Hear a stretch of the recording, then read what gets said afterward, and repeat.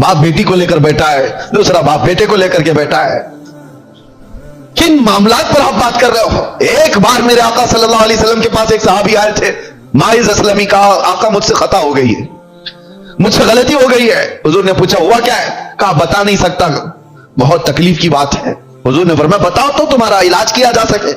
उन्होंने कहा जिना हो गया है, मुझसे जिना हुआ। हुजूर ने अपना चेहरा फेर लिया, चेहरा सुर्ख था मेरे आका का, लाल हो गया। कहा जाओ तुम। वो सहाबी धाड़े मार करके रोने लग गए, तुझसे वो जो मुंह छुपाऊं तो करूं किसके सामने, मैं जाऊं तो फिर कहां जाऊं। नबी पाक सल्लल्लाहु अलैहि वसल्लम ने उनको खड़ा करके पूछा होश में कह रहे हो? उन्होंने कहा हाँ मैं होश में कह रहा हूं, हो गई मुझसे खता। हुजूर ने फरमाया क्या तुझे पता है इस्लाम में सजा क्या है इसकी? पत्थरों से मारकर हिलाक कर दिया जाएगा। उन्होंने कहा हाँ या रसूल अल्लाह पता है मुझे। फिर भी कह रहे हो? कहा हाँ, उस आखिरत की सजा से तो बेहतर है कि आप मुझे दुनिया में पाक करें।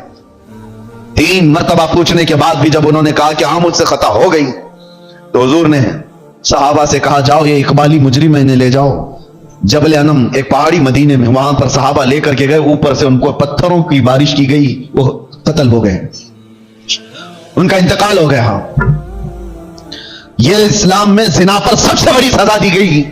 वो सहाबी थे, खता हुई तो नबी पाक सल्लल्लाहु अलैहि वसल्लम ने दुनिया में पाक करने का तरीका है बताया, और यहां पर हालात ऐसे आ गए कि लोग इसको इतने हल्के में ले लिए।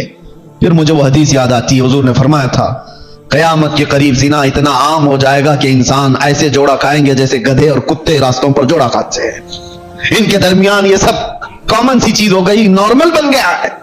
लोग बैठ करके हल कर रहे हैं, हमें तो रोंगटे खड़े होते हैं। किन चीजों की ये बातें लेकर बैठे हैं बेटे और बेटियों की कि ये इस तरह की हरकतें करते थे। माअज़ल्लाह रब्बिल आलमीन। एक बात याद रखो, पूरे मुआशरे में मोहल्ले में एक जगह कोई ज़िना करता है तो पूरे मोहल्ले की बरकत खत्म कर दी जाती है।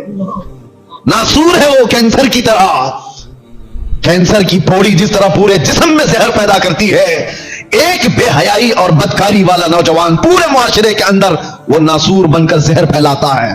तुम्हारी बेटियों तक भी वो हरकतें आएंगी, तुम्हारे बेटे भी महफूज नहीं रहेंगे। इसलिए जिम्मेदारियों का एहसास सारे लोग मिलकर के करें, एक आदमी नहीं।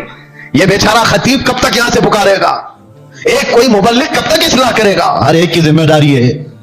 आज गलती किसकी है पता है? पूरे मोहल्ले में 5% या 10% जुआरी होते हैं, 5% से भी कम होते हैं जुआरी और सूदखोर या शराबी या जानी।